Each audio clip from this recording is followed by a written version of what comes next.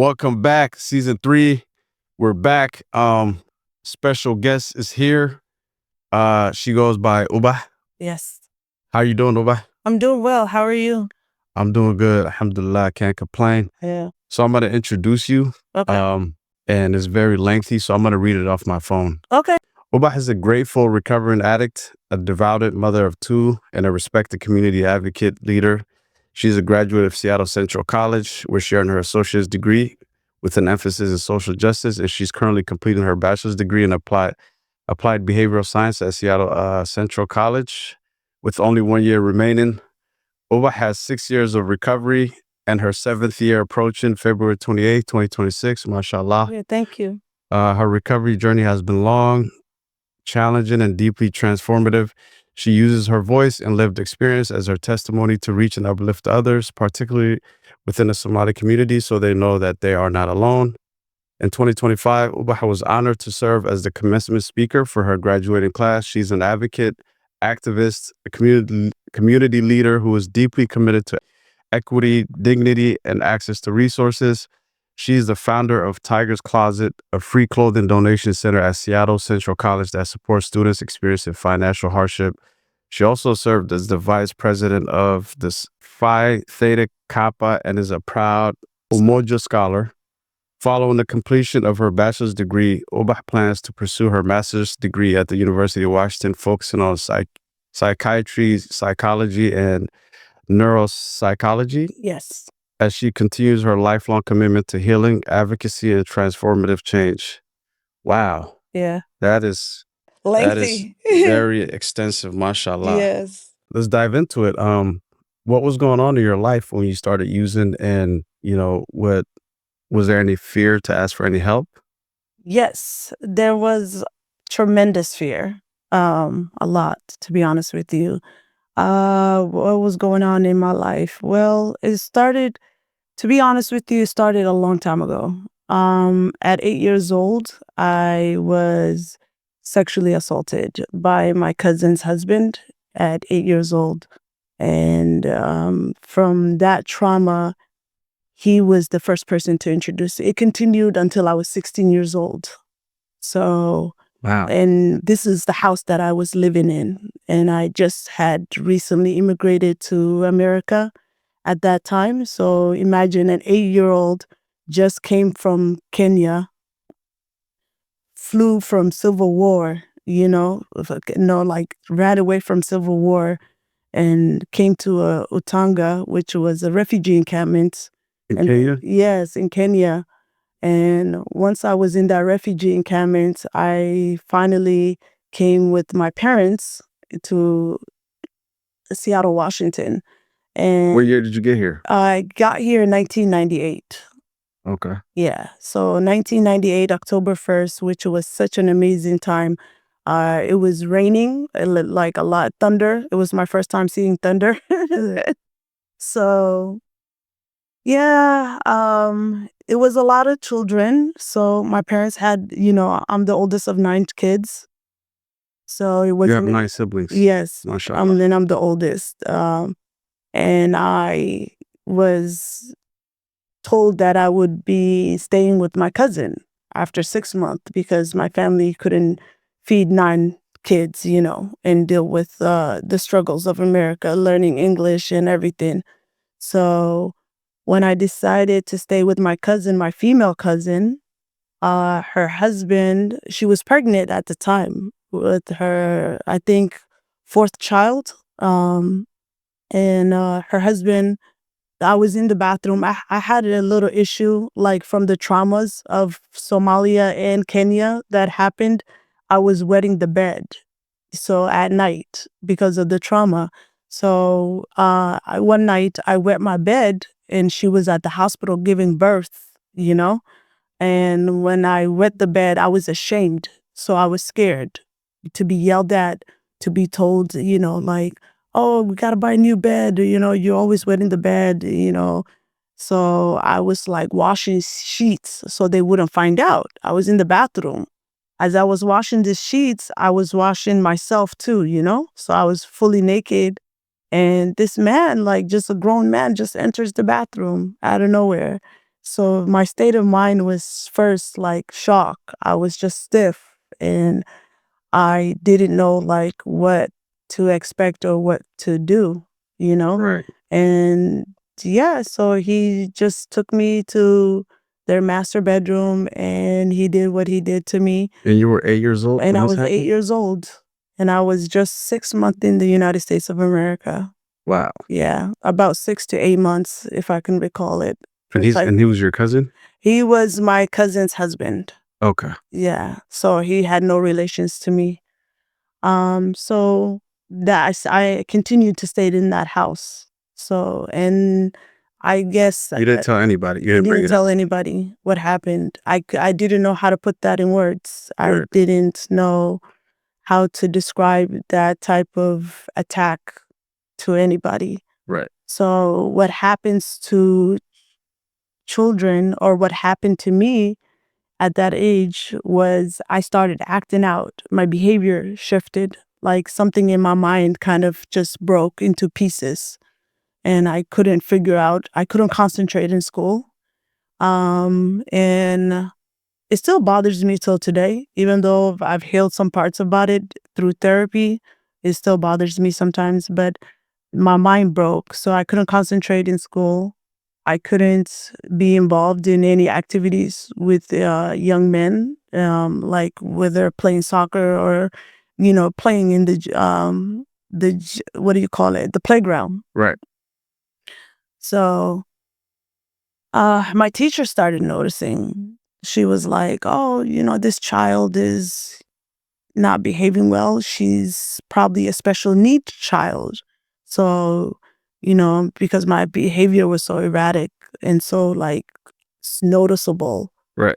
by professionals, that they recommended that I be put in Psychiatry. psychiatry. Right. At So what age did they recommend that? I think around 10 years old, 11, when I was in 5th grade.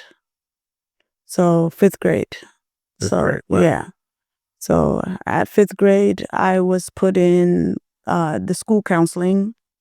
I didn't say much. I didn't talk. I didn't play with the other kids. I didn't really function in school. I didn't concentrate. I didn't do any homework. So I pretty much kind of took the incident and the attack inside and swallowed it and just held it there.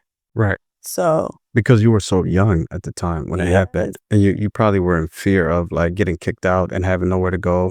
I was scared to go back to Africa.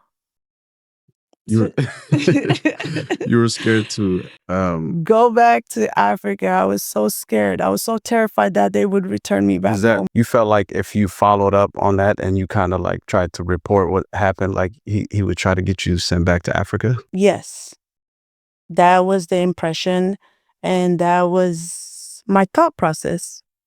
That's how I figured things out at that age. I was like, okay, if you told anybody, shared anybody, there will be repercussions, and those repercussions was to go back to civil war or to go back to that refugee encampment. Wow, that is crazy. And how old was this guy? That is His age. around the time. So you were 8, So right now, that at the time he was in his early 40s. early 40s, Yes, and you were 8. and I was 8 years old.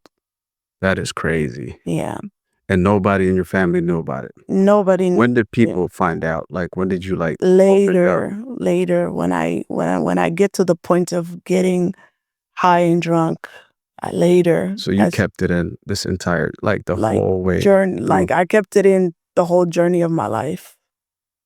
It was a part of me that I couldn't let go. So, Do you think that's and this is my first time actually speaking about it, like live. really? Yeah,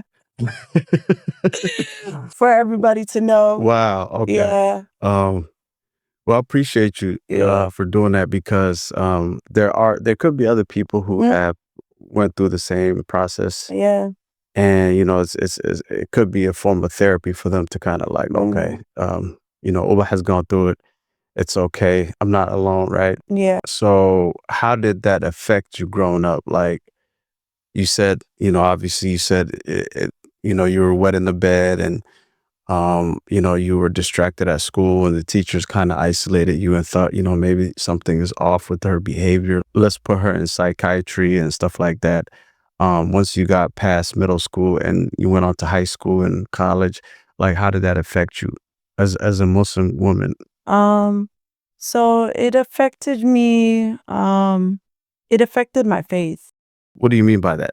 I had, like, if I was to say the words, I hated God for allowing that to happen to me at that age. So I didn't have any faith in God. So like when everybody was praying 5 times a day, everybody fasting, everybody talking about, Allah and all that, I was in my thoughts, I was like, there's no God.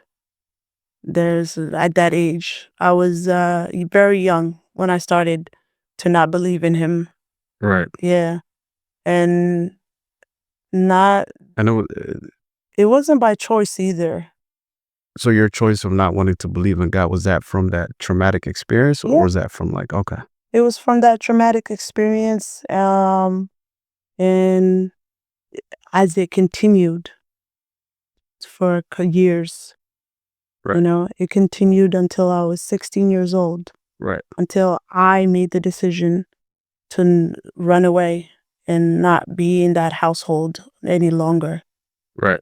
So I made the step Okay. to not, and I think it would have continued until I said something.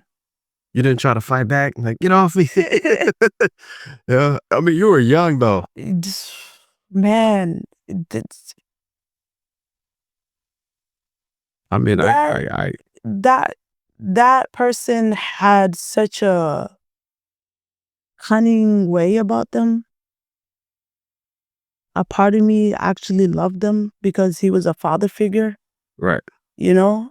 So it was like a love-hate relationship. right, And it was somebody who was, I guess, professional in deceiving young children into believing that, like, I'm the outstanding father, So, because that was his part. Like, what happens in the dark stays in the dark, right? But in the daylight, he was this. He was like, he was the guy. he was the guy to Yeah. go to. The whole community loved him. Everybody loved him. So how could I tarnish his reputation? So a part of me was also thinking about just like what they would say about me. Oh, ayada, it's like how they say sharmuta way. Right. Ayada we disate. Nimankena gabda yiri salo ugul yahay. Those type of So you conversations. shouldn't say that when the girl's 8 years old. At the You know what I mean? you cannot say that. Yeah. You cannot say that. But those were the thoughts that was like in my head when I was at the 16 age. Right. When I was like at that time of like having actual independence, Right. just finding out what independence is. And like, it got to the point I would come home because he was a taxi driver. I would come home for lunch, he would sleep. And I would come home for lunch and I would do services for him. And it got to that point, like, he would pay me for it. So in a form, it was like, I felt like, I was doing prostitution at that time. In a sense, if you look at it from my perspective today, like if I was to look back and it was like, damn, man, this person really did a number on me, Right. So Oh, so it happened more than once. yeah, Oh, okay. it happened For years. for years Oh, okay, okay. in the house. And a part of me is saying, I never got the conversation and I don't need the conversation anymore. I'm getting to that point. Like, I don't need the conversation anymore from my cousin because that part hurts me till today. Like, that part really affects me. Did you bring it up to her? She knows from third parties. I never really had that conversation. No, I'm saying like when you were young and it was happening, like did you ever bring it up? Never, You never brought it up? never talked about it. Okay. Never, ever. I think she could have done something if you brought it up. I don't know till today, and I don't want to play games with the what ifs because I did that while using, Yeah. and that's what had me stuck using. Right. But the adult me today who has an adult child and a young one, Yeah. especially a young girl Yeah. at home, my trust issues are not as that great with my daughter. Like, I'll trust the world with my son, Yeah. but with my daughter, Yeah. like, shish, you're not sleeping over nobody's house. Right. I don't think any kid. So I'm that parent right now. With my daughter, it scares the living daylights out of me. Right. Because of the trauma. Yeah. Yeah. And I haven't gotten to the point of like actually sitting down with my cousin and letting her know like the way you and I are talking about And it. I hope she can see this. I hope so too. Yeah. And I think a part of me wants to heal that. Yeah. Because I love her dearly. You know, she didn't do anything to me. You know, she didn't do that to me. So a part of me wants to heal that relationship and figure out a way to express myself, you know, without any more fear, without any more judgment, and let her know, like, hey, like, did you know? And if you did, how come you didn't do anything about it? And if you didn't, then we need to talk about it so that we can both understand that this is what happened. And I'm not lying about it because I was made to believe later on that I was lying about it. Right. I hope you guys reconnect. Inshallah, get to the bottom of this. Is she still married to him? No. Ubah, take us on the journey of when you started using substance. Like how did that all come about? Like we understand the traumatic side of what caused that, but like did you just pick it up and like say, okay, this is, it's gonna help me with my pain, or did you start off with something lighter and then gradually, come to that, or like how was the whole process? Well, it started off with him introducing me to alcohol at 16, at freshman year of high school. Oh, so Yes. the same guy. Yeah. Okay. So my That guy is crazy. Wow. so he introduced me to alcohol. I had my first sip at 16 years old of alcohol and got intoxicated for the first time. And I think it was like 2 times that he intoxicated me with alcohol. And that was it. And then That was without your consent, or? without my consent and without my consent, because at that time I wasn't consensual in any of the actions and behaviors that was going on. I was just kind of like they call it in psychology like like you know how you prune trees? Yeah. That's what he was doing to me. He Grooming. was grooming you. Yeah. Yeah. Yeah. So he groomed me into that person, you know? So there was no consent into that life of me picking up. It was more introduced as a beautiful thing. Like, oh, hey, it's going to make you feel wonderful. You're going to feel good. And the first sip I took, honestly, I loved it. Right. I loved it. You know why? Because it made me numb. My inhibitions. Yeah. It made things easier the things that was being done to me a whole lot easier and faster and To quicker. keep going. Yeah. Yeah. And I was like, okay. So that was that. So, and then I ran away. I ran away at 16 years old. And then I met I was in high school. I met my son's father. I met my son's father in high school. So he was at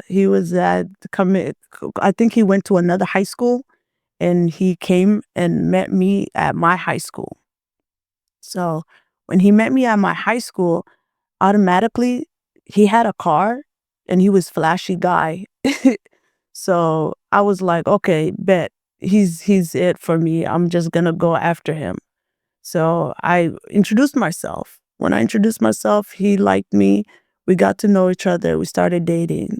When we started dating, he started talking about marriage and all that stuff. And I was like, I like you. Thank you. Because you're trying to save me. So he was like my shining armor, like, my hero in my head at that time, because I wanted to get out of that house. And I was crashing at friends' houses. Every other night, I would crash at somebody's house and I wasn't at home. Nobody called the police. Can you believe that? Nobody was checking on you. Yeah, nobody reported me missing. It was like I just disappeared and nobody checked up on me. Nobody cared enough. So, except for my aunt and my uncle, they cared, but nobody cared.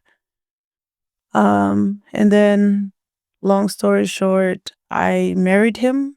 We got married. We had our son. And then I got divorced. 1 year of marriage. And then it was like down the drain.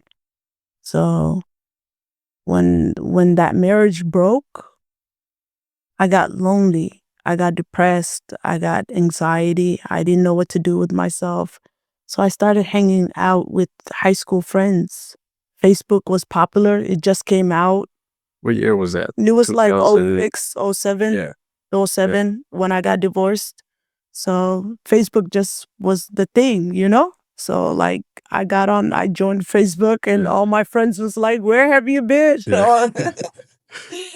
No, You had MySpace before that? yes, Yeah. I did. So they kind of just transferred over, So I had an apartment. I had Section 8 housing.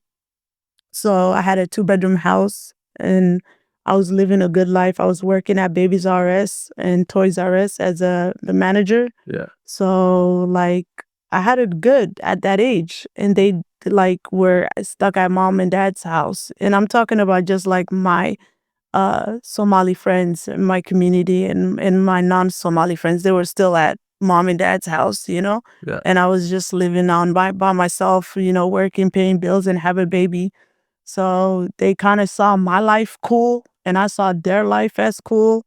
So they would come over. Yeah. And Opposites attract. opposites attract. Yeah, they're like, oh, she got her own spot. She's young. They She's bring doing it. the bottle, the shisha, the ghetto, everything, and they would just come over. And I'm like, man, I wish I had mom and dad like yours, and wish I had you guys' life, because I couldn't pay the bills, So after going through that, drinking on the weekends, going to the clubs, going to the nightclubs, all the popping clubs, we weren't even 21 and over. We were using fake IDs. Yep, we using fake IDs and borrowing our cousin, like our other relatives' IDs and stuff, or other girlfriends that are 21, their IDs and stuff, So I got busted. I got busted one night. I got caught one night and got arrested for what was it? A minor alcohol purchase, intoxication, and fraudulent ID. But they took that one out. So they took all of that out and gave me minor alcohol purchase, the deal. Yeah. But I went and spent one night in jail. And it was my first time. Minor? And I was a minor. Yeah. And it was my first time in jail. Like I've never. Yeah, that must have been traumatic. It was so scary. I did not know where I was going. The police lady, because it was the liquor board that was in the club. Yeah. And she noticed me and she was like, "You're too young to be here." So she was like, if you're honest with me and tell me who you are and whose ID this is, and you both come forward, I'll drop it down to a minor alcohol purchase, Right. And I just told her, I cried, I told her the truth, and all the case was dropped down. But I spent one night in jail, and that was like so scary, and it was like new. So I was just kind of like, man, without my child, my son at the time was with his family, thank God. So I couldn't. So the stress of it all, when my son was at 5 years old, I did a agreed parental hearing.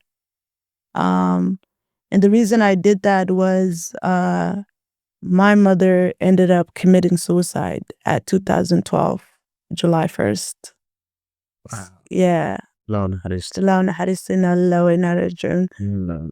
Yeah. So It's when my where- mom Back in Africa or here? in Norway. Oh, in Europe. Okay. Yeah.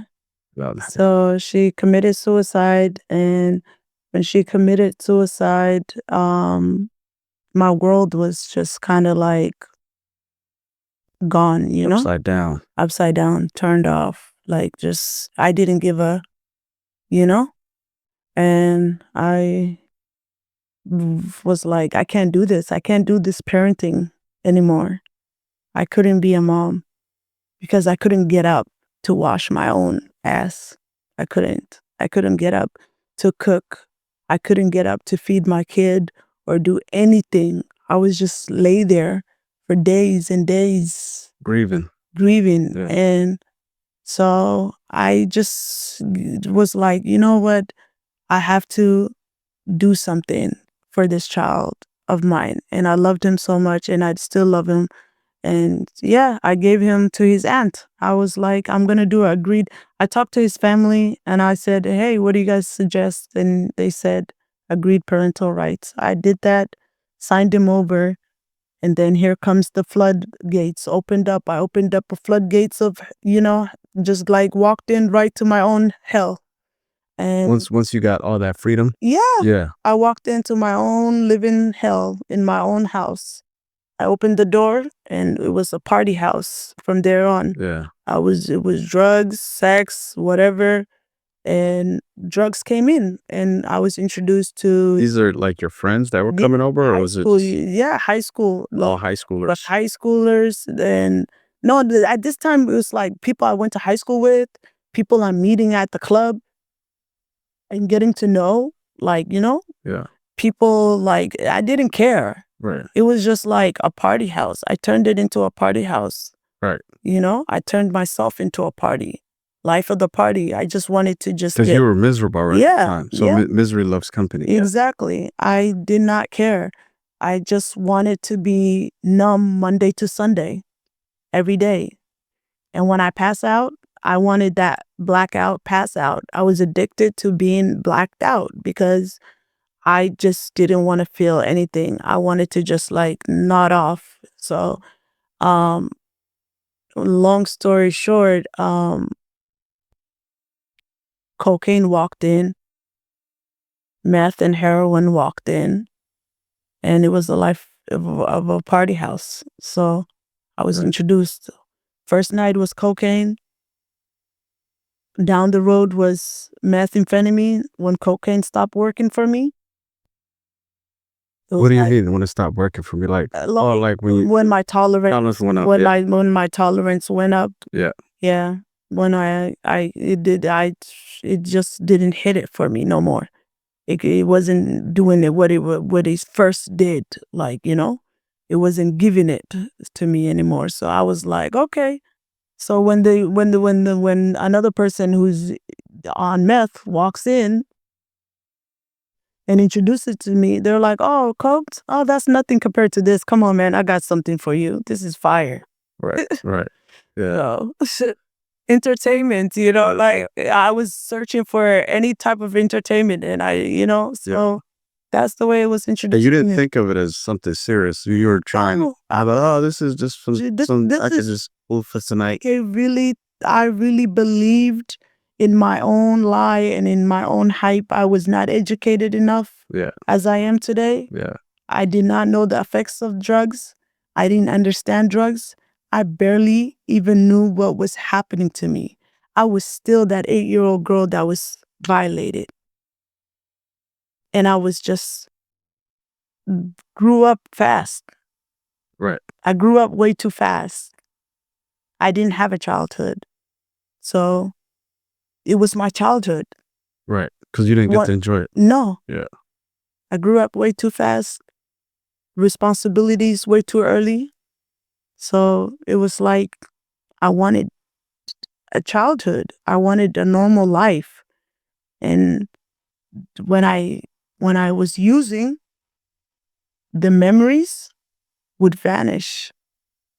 Because when I'm in reality and living life responsibly and holding myself accountable every day, I'm left with traumatic triggers and memories and emotions that I couldn't even handle. And I did not know how to cope with that.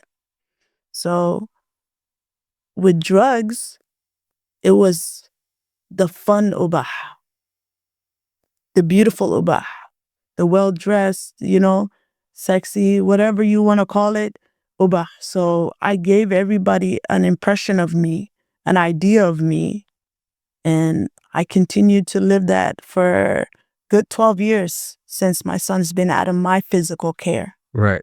Oh, So so it went on for 12 years. 12 years Okay. like that. Wow. 12 good years until I woke up in the hospital with my first overdose.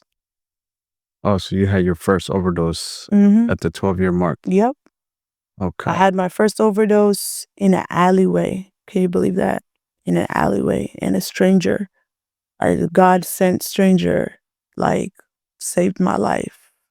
It was in the middle of the night. I don't even know how they saw me. Right. It was dark. And apparently I had no clothes on. Wow. Yeah, apparently I had no clothes on.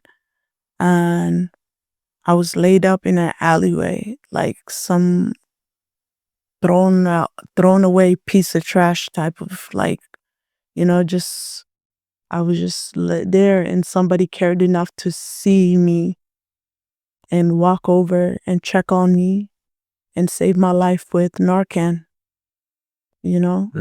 and so Uh, yeah, and that was my journey. really sorry to hear about that. Yeah, me too, but I'm gonna live. Yeah, yeah. Do a lot. Yeah, you're here for a greater purpose. Sure.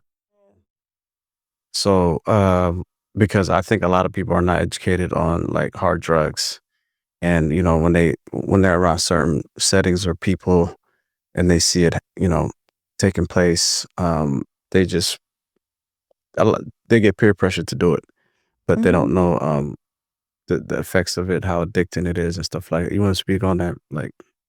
Yeah, hard drugs so chemically your brain becomes unbalanced. So even though that you detox from the drug, Mm-hmm. and it needs clinical detoxing, and certain medications, especially if you're using opioids like heroin and methamphetamine, and cocaine gets out of your system within 3 days if you're peeing, in about a week, out of your full body. But it leaves marks in your brain, which is your chemically imbalances, along with methamphetamines. They're called polysubstance use. So like uppers, they call them uppers. So they chemically imbalance your brain. So you become showing symptoms of mania and disorientations. And then like opioids are downers, and like alcohol is a depressant, so it's a downer. And those ones are more like with heroin and opioids, you nod off, you go to sleep more, you're more chill, you're more calm, you're more slow, like it's kind of like the same thing with indica and sativa with the marijuana. Sativa is the upper, indica is a downer. So it's like calm, up, down, up, depression, manic, mania. So those are the effects. And people don't understand them until they use them and get off the drugs because the withdrawals.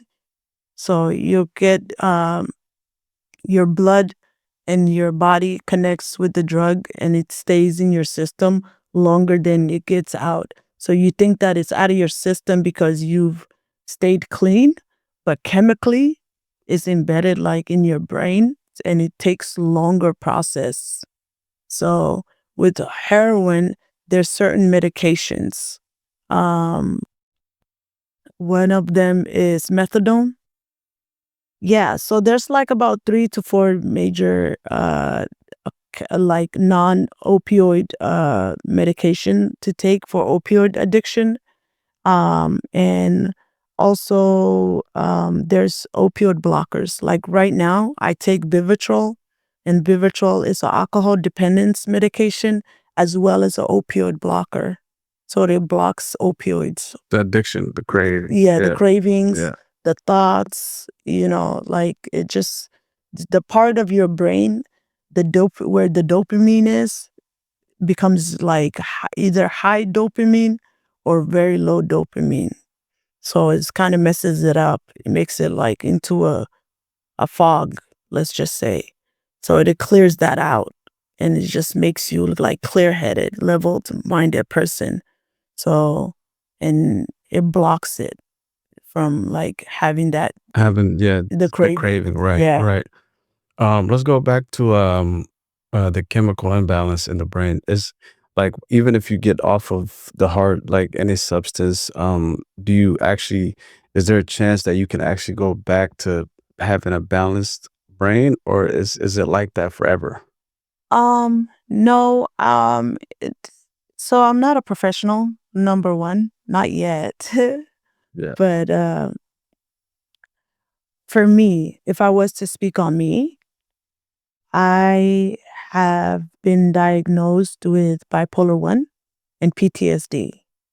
I had PTSD since Civil War, and I think if a good chance, about 90% of Somali people deal with PTSD or have PTSD and they don't know it.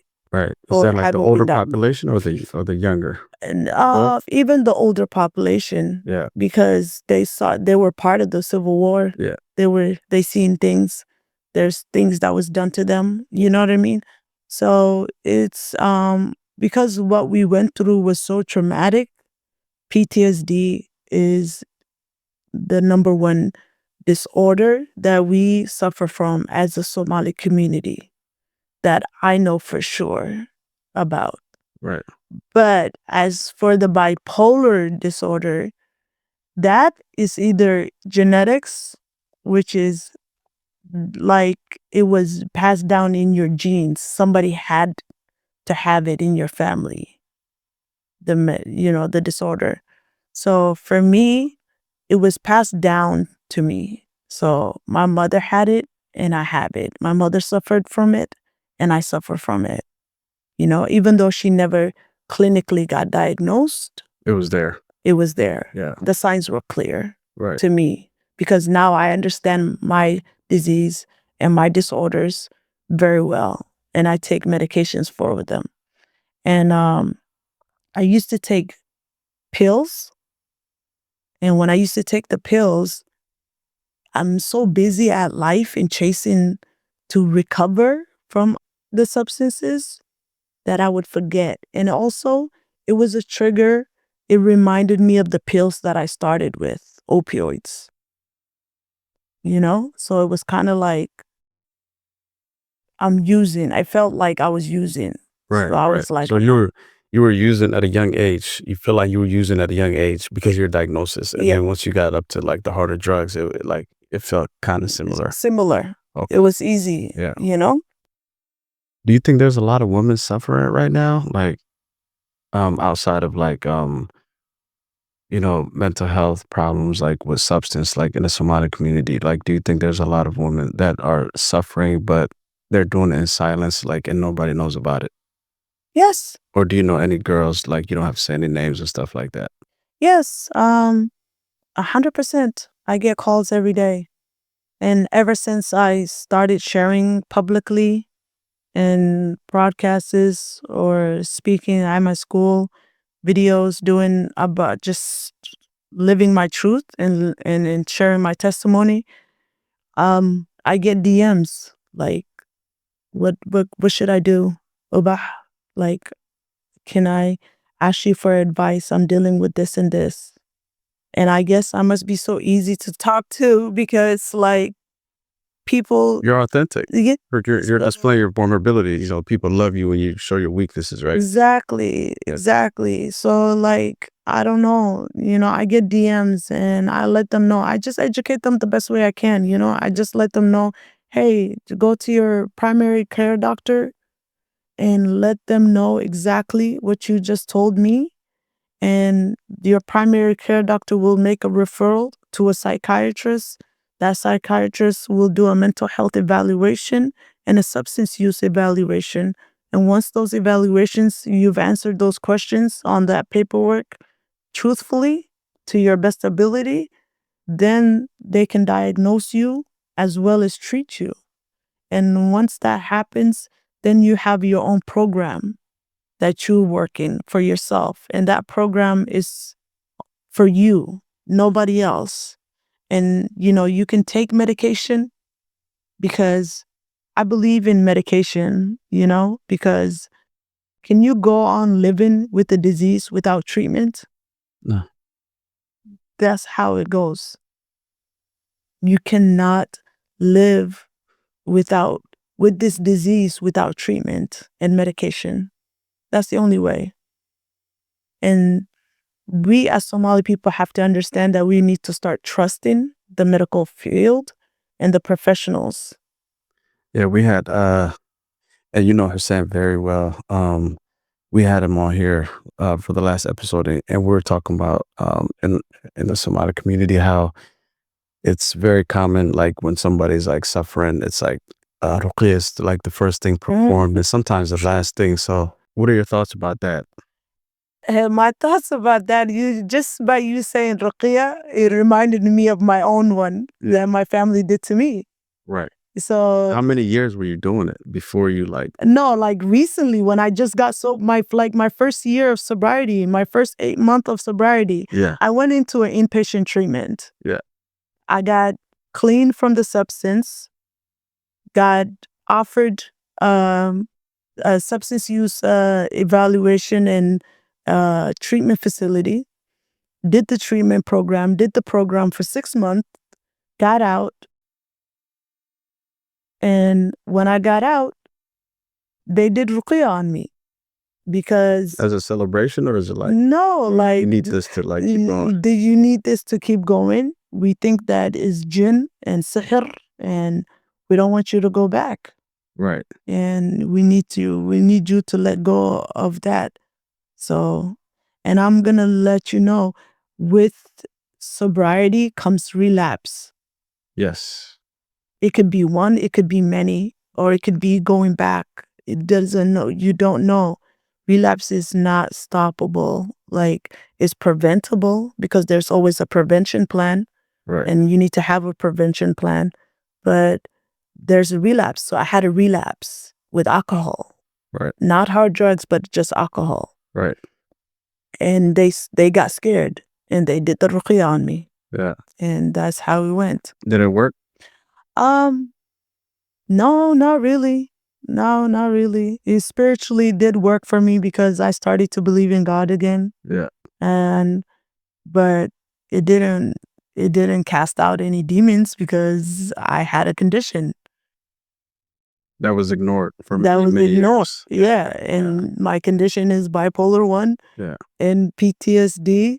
And when I was using methamphetamine, it was schizoaffective. And schizoaffective means schizophrenia with the bipolar affective. So thought process with mood disorder.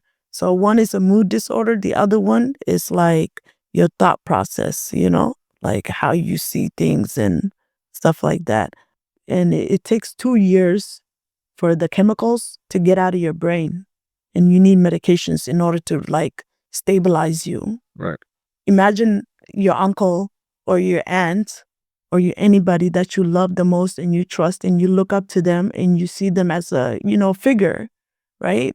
That one figure that you really care about and you listen to and you believe in their words telling you not to take your medication. Wow. For what? Because they don't believe, because Oh, they because don't they don't. believe, Oh, yeah, yeah, yeah, because they don't believe in it. yeah. They Yeah. think that I replaced one drug for another Or another drug. drug. Yeah. That's crazy. And I think a lot of the people that are struggling don't enjoy taking these medications. No, I think there's a lot of stigma surrounding medications yes, a lot. because they think that it goes back to the ruqyah, Yeah, right? Where it's like, oh, this is jinn. This is not a condition, right? yeah, And this is gonna get you worse, but this actually stabilizes you. yeah. Yeah. It took me a while.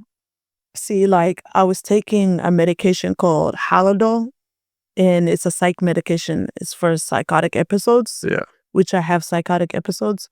And that medication, I took it for a while, and then all of a sudden, I had an allergic reaction. I don't know what happened. I don't know if it was a generic form because sometimes the medication come in generic forms. The pharmacy will give you the generic form or like it'll come in a different capsules. I pay attention to my medications. So because as an addict, you got to pay attention to your drugs. Right. If you don't pay attention to your drugs, you're gonna OD. So I was very hyper vigilant and I always paid attention to what I got, how much I got, what I paid for, stuff like that. So that continued on, that behavior continued on with my medication. And I paid attention to one of my medication and it wasn't the same color as the other one, the other bottle. And it was the same dose, same name on the label, same insignia, but different color. That it was tainted differently. And I ended up being allergic to that. I don't know what or who or whatever pharmacy it was or pharma that gave me that medication, but I ended up being allergic and ended up like what's the word? Ketonic, like when you get stiff so hard, So that happened to me and my brother took me to the hospital. One of my cousins that I call brother because we grew up together took me to the hospital and he saved my life. And I was living with him for about 8 months. Yeah. And when he did that, it reminded me that a lot of people don't know. Like, by the way, um, I was using while pregnant with my daughter. Mm. So How did um, that go? she saved my life because the first 2 months was ugly. I scheduled 6 abortions and never made it to them because I was high. I was too busy getting high. So I never made it to those abortion and I saw blessing today. Like I'm so thankful I never made it to those abortions. And it also comes back to why I'm such a faithful person today, Um I'm such a faithful person to God today because of that, because I'm thankful for like everything that he's done for me. And I wouldn't be here without him. Like he's sent people my way, And I'm appreciative and I don't know what else to say, but like alhamdulillah wallahi, because she's like the best person in the world for me. She brings me like joy every day, even the bad days, like even the worst days. I have my worst days, trust me, but she brings me joy. She's just like a social butterfly, But yeah, I was pregnant. I got pregnant by her father, and he was my savior in the streets because I didn't want to get raped or beat up or jacked or prostituted or human sex trafficked. So me and him was, And that was very possible yeah, in that 100. condition you were in. You understand? You know how many times that happened to me? Like a lot. It happened to me a lot. So yeah, it's possible. It's more than possible. It's adamant. It's gonna happen. It's gonna happen. Oh, I wanted to ask you, how important is it like to reduce the stigma surrounding substance use in the Somali community? Because we know that, on both sides, women, men, children, youth, like everybody, like there's a large number of people suffering. But it's still everybody's just kind of like all over the place, and nobody wants to get to the bottom of what's going on. Everybody's just kind of dodging like the solution. And so, how important is it for people to come like clean and just accept responsibility or accountability? It starts with acceptance. You have to accept yourself. Like you have to know that you're worth it and that this is a disease. And every disease needs its treatment and it needs its treatment plan and it needs its professionals. You need to trust your professional doctors. How are you gonna go home after hearing everything kind and beautiful about yourself from a professional listening to you, keeping it confidential, trusting, like such an amazing trust right there, right? To people who violate that. It doesn't cross, you know? So for me, what I will say to my Somali community is we need to stop the ebb stigma first. عيب واي وحس عيب وي كده no هالشيقين قري. Like even coming here today, I talked to some of my elders and was like, why are you gonna do that? They were telling you like, why are you going to podcast and talking? Why you keep talking about why you broadcasting your story? Your children are, I was like, my children, I said one was in my stomach and I was using with her. Yeah. And alhamdulillah, she came out not addicted to anything, not harmed and healthy and beautiful. And my eldest, he's seen me. He's seen it from first person perspective. So what do you mean? Like what do I have to hide? What's left to hide? I've been outside publicly with my addiction in the streets of International District, Pioneer Square, Westlake, 12th and Jackson. You see the people? They're human beings.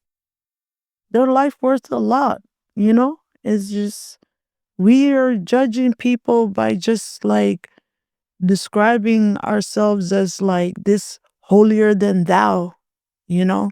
Right. I'm a sheikh. I'm you know, uh ukhti, like, just like the whole persona of like, of being a good Muslim is not, I see a good Muslim and I know a good Muslim, when I see a good Muslim, like the people that saved my life, from overdose, that's kindness. That's what a good Muslim does. So for me, my perspective, a good Muslim is not hiding your truth. No, this is unacceptable. So And acceptance. yeah, yeah. I mean, what you're doing, I think, is really, really incredible. You've not only overcome your situation, but you're going around and going into a profession where you're actually going to be helping people recover and do great things in life. Mashallah, may Allah bless you with that. Make that journey very smooth and easy for you. But also, if you're watching this and you have somebody suffering or anybody going through it, like you don't have to. If Ubah is choosing to do this because out the kindness of her heart, but this is not something that everybody has to do, right? You could keep it a secret, and like you said, you go see a psychiatrist, get evaluation, substance abuse evaluation, and do the proper clinical route. You don't have to do what Ubah is doing, but also, I think what you're doing is very important because women are very vulnerable in almost every community, mainly ours. And so, how can a woman that's watching this, that's struggling, that could need some kind of support, guidance, how can she reach out to you? And what services do you provide right now? Well, the services that I provide is counseling and peer support. So I'm getting my SUDP, substance use disorder professional certificate and licensing. So you can reach out to me via TikTok, Instagram, Facebook, What's and the handle? they're different. Each one is different. Okay. We're gonna go ahead and put Ubah's handles for all her social media accounts, and so you guys can directly reach out to her. Ubah, we really appreciate you, sister. Please keep doing this. Please keep going. You are a light in our community. This is something that is been like a long time coming. Uh, we've had a few guys, but it's never been like a woman that came forward and shared her Yeah. experience. I think this is going to open the door to like a lot of people, reaching out, and not only reaching out, but also seeking like clinical help, inshallah. And that's the game plan. Yeah, that is the game plan, and I know exactly what to do after that to get them to the right place, to the right destination.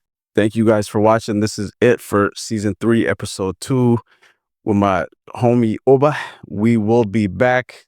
Look out for us next episode. She's back. Are you back? Yes, I'm back. Ubah will be on the next episode. If you haven't already, go to YouTube, type in Pure Advocates, like, subscribe, share. Please help us get this message across. This is something that we're working on to bring awareness and try to reduce the stigma in our community. It's been like it's well overdue. So really appreciate you guys for watching it and subscribing and all that. And we out.